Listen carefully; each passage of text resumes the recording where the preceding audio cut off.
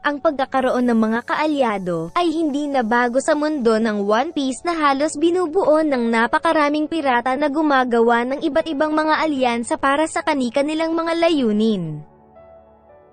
Mayroong dalawang pagpipilian ng mga pirata na pumapasok sa New World at ito ang sumali sa mga emperor o labanan sila na kakaunting pirata lamang ang may lakas ng loob na gawin ang bagay na ito. Ang pagkakaroon ng mga kaalyado ay isa sa pinakamabuting gawin ng isang pirata kung balak nilang magtagal sa New World na siyang pinamumunuan ng pinakamalalakas na pirata sa buong mundo. Dahil sa kumpiyansa sa sarili at hindi pagkakaroon ng mga kaalyado bago nilalabanan ng isang emperor ang siyang naging dahilan upang mawalan si Kid ng kanyang kaliwang braso. Sa kabila ng hindi paggalang sa reputasyon ng isang emperor, ay himalang nakaligtas ang grupo ni Kid sa kabila ng napakalaking panganib na pinasok ng kanilang grupo.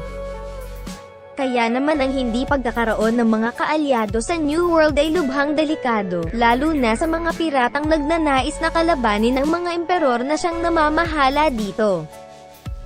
Ang mga nangyari kay Kid ay isang halimbawa sa kahalagahan ng isang alyansa upang magtagal at manatiling buhay ang isang pirata sa New World na siyang pinakamapanganib na karagatan sa buong mundo. Ang isang alyansa ng mga pirata ay karaniwang nabubuo sa isang kasunduan sa pagitan ng dalawa o higit pang mga kapitan ng mga pirata at kasama na rin dito ang kanilang mga tauhan. Ang mga kapitan na bumubuo sa isang alyansa ay pawang may pantay na katayuan at hindi makapagbibigay ng utos sa bawat isa, maliban na lang sa kanilang naging kasunduan. May limitado rin na kontrol ang mga kapitan sa mga tauhan ng iba pang grupo, ngunit ang pinakamataas na awtoridad ay nakasalalay pa rin sa kani-kanilang mga kapitan. May sitwasyon naman kung sakaling mahuli ng mga kalaban ang isang kapitan ay may pagkakataon ng iba pang mga kapitan na pansamantalang pamunuan ng kanilang mga natitirang tauhan. Ang isang alyansa ay karaniwang nabubuo sa iisang layunin na ninanais ang dalawa o higit pang pirata na nagbibigay sa kanila ng malaking pagkakataon upang mas madaling makamit ang kanilang mga hangarin. Maaaring ito ay isang bagay o misyon na hindi kayang gawin ng kanilang grupo. Tulad na lang ng pagtalo sa isang malakas na kaaway, tulad ng mga emperor o paghahanap sa isang nawawalang kayamanan. Ang isa sa pangkaraniwang problema sa pagkakaroon ng isang alyansa ng mga pirata ay ang pagtataksil sa sandaling makita ng isang kapitan na wala ng pakinabang sa kanilang alyansa ang ibang grupo. Ang pagtataksil ay paraan din ng mga pirata upang mabawasan ng mga individual na posibleng magiging kahati nila sa kayamanan o kaluwalhatian na makukuha nila sa hinaharap. Ang mga gawaing ito tulad ng pagtataksil ay hindi na bago sa mata ng mga pirata dahil isa ito sa mga natural na ugali at ginagawa ng isang tunay na pirata. Ang tanging nagbubuklod sa alyansa ng mga pirata ay ang kanilang pagkakapareho ng mga layunin, kung kaya't kadalasan ay wala silang paggalang sa iba pang mga miyembro. Sa madaling salita ay karamihan sa mga nabubuong alyansa sa pagitan ng mga pirata ay walang pakialam at malasakit sa ibang grupo.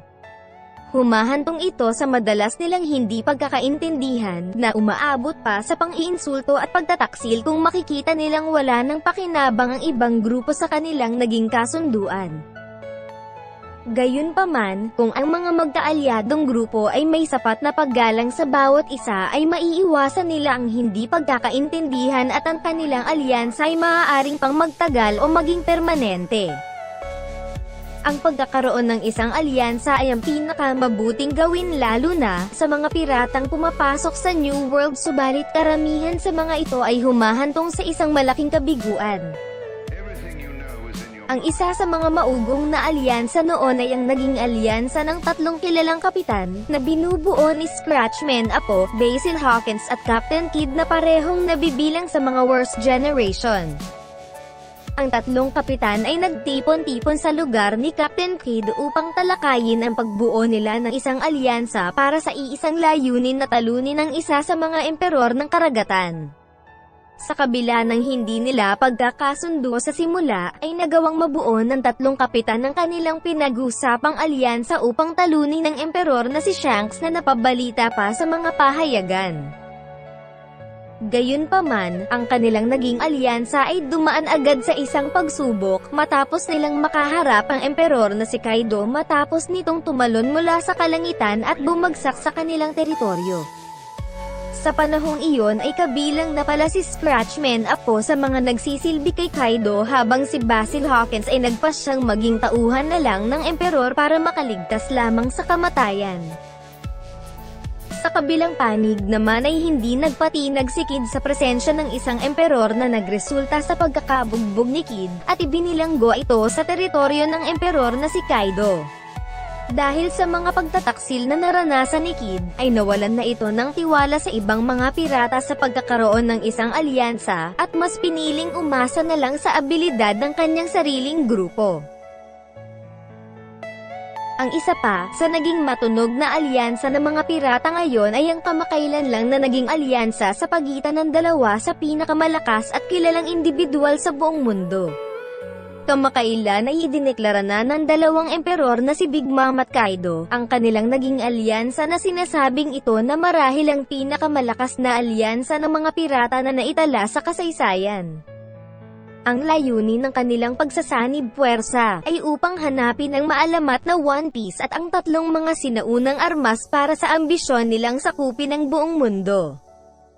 Ang dalawang emperor ay napagkasundo ang babalik silang muli sa pagiging mahigpit na magkaaway, sa panahon kung saan magagawa na nila sa hinaharap ang layunin ng kanilang naging pagsasanib puwersa. Gayunpaman, marami pa rin ang nagdududa sa alyansang ito, dahil na rin sa mga makasariling ugali ng dalawang emperor na hindi maaring pagkatiwalaan. Sa naging laban ni Kaido at ng mga samurai ay sinabi dito ng emperor na ang pakikipag-alyansa sa mga pirata ay isang napakalaking pagkakamali sa kadahilan ng magtataksil din ng mga ito. Ang kagandahan lang sa mga sinabing ito ni Kaido ay ipinapakita lamang sa atin ng emperor ang realidad sa totoong kahulugan at katangian ng isang tunay na mga pirata. Sa realidad ay nakilala ang mga pirata hindi sa pagiging mabuti kundi grupo ng mga individual na gumagawa ng kasamaan at hindi maaaring pagkatiwalaan. Ang mga sinabing ito ng emperor ay tila may nagpapahiwatig sa posibleng mangyayaring pagtataksil ni Kaido sa alyansa nilang dalawa ni Big Mom sa hinaharap. Kaya naman, paniguradong may magaganap na pagtataksil sa alyansa ng dalawang emperor kahit pa man hindi pa nila natutupad ang layunin ng kanilang pagsasanib puwersa.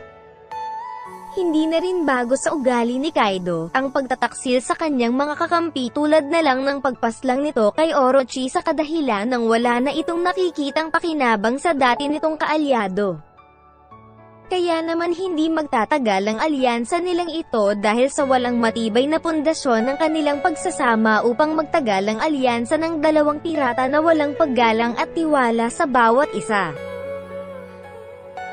Sa nalalapit na malaking digmaan ngayon sa bansang Wano, ay usap-usapan pa rin ang posibleng bagong kapangyarihan na gagamitin ni Luffy upang matalo ang pinakamalakas na nilalang sa buong mundo. Tulad ng alam nating lahat, si Luffy ay nagmula sa angkan na malalakas na mga mandirigma na kinatatakutan, at naging kilala sa buong mundo. Tinataglay rin ng ating bida, ang lahat ng uri ng mga hockey na kakaunting individual lamang sa buong mundo na nagtataglay, at ipinanganak na may ganitong uri ng kapangyarihan.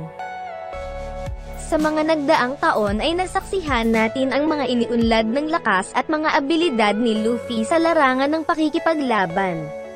Nariyan ang mga naging pagbabagong anyo ni Luffy na nagbibigay sa kanya ng panibagong mga abilidad at ang malaking pag-unlad ng kanyang haki sa tulong na rin ng eksperto sa larangang ito.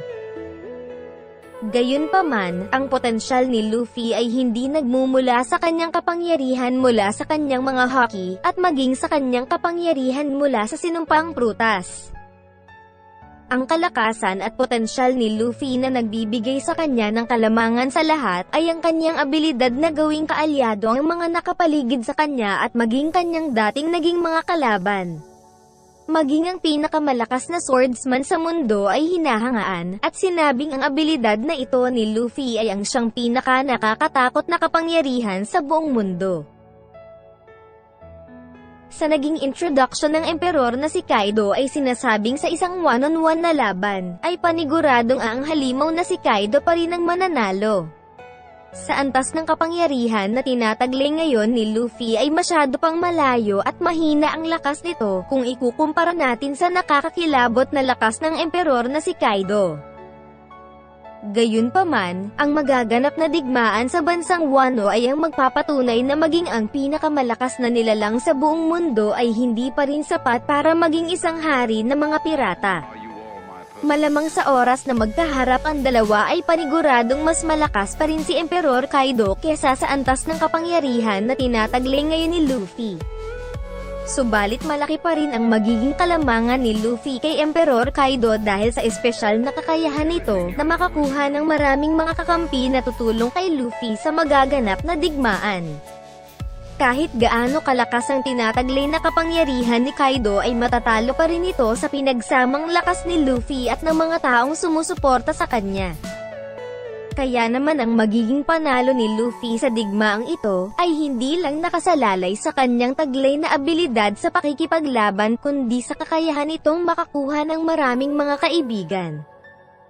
Kaya naman malaki ang posibilidad na marami sa mga tauhan ngayon ng emperor ang magbabago ang isip at tutulong kay Luffy upang talunin ang halimaw na si Kaido.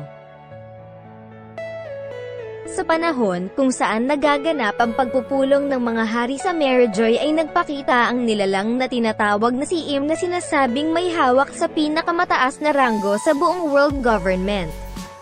Matatandaan na habang pababa si Im sa basement ng kanilang kastilyo ay pumasok ito sa isang silid na may nakatago na malaking straw hat habang hawak ang wanted poster ng batang si Luffy.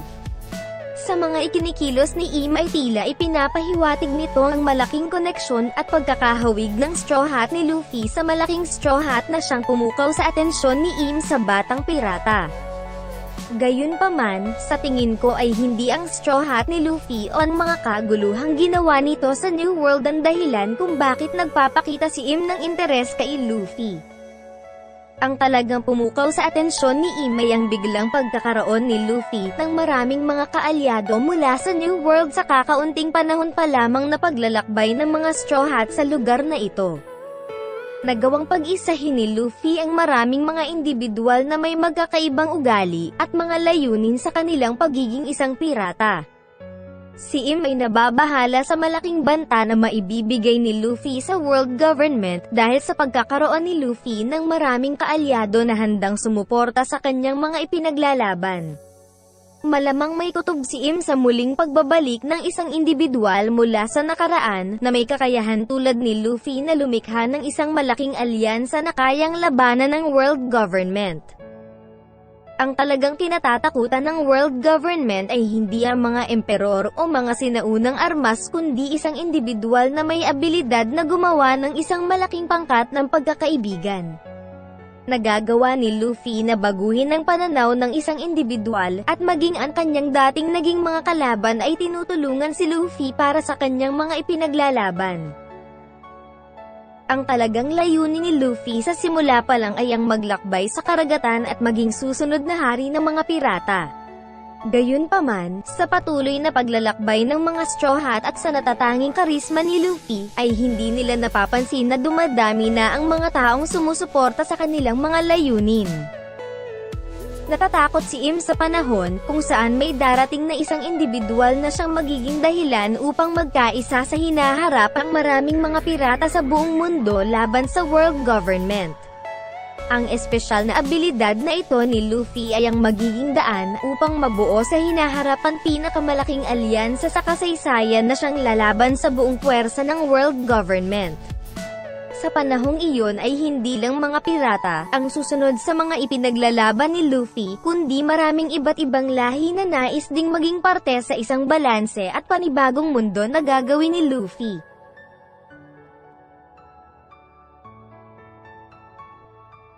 Shout out po sa lahat ng mga nagpapa-shout out at muli, maraming salamat po sa inyong walang sawang suporta.